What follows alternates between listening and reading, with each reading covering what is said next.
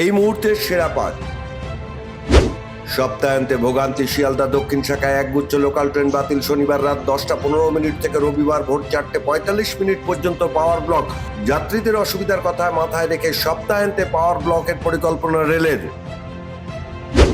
আরজি কর মামলায় সিবিআই এর উপর ক্ষুব্ধ হাইকোর্ট। তদন্তে গা ছাড়া মনোভাব সিবিআই এর। সিবিআই না পারলে মামলা সিআইডি কে দিয়ে দেওয়া হোক, দাবি তিলোত্তমার পরিবারের। মামলার পরবর্তী শুনানি 6ই আগস্ট। সম কাজে সমবেতন এবং স্থায়ীকরণের দাবিতে আন্দোলনে এবার এনএইচএম কর্মীরা।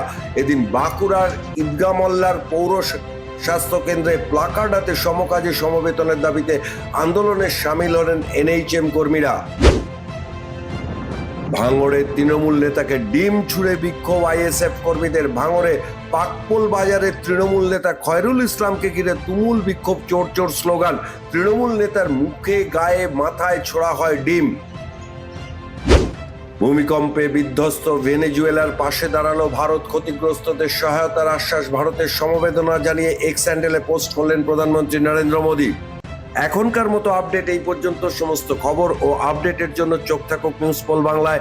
নিউজ পোল বাংলা, খবর বিশ্বজুড়ে।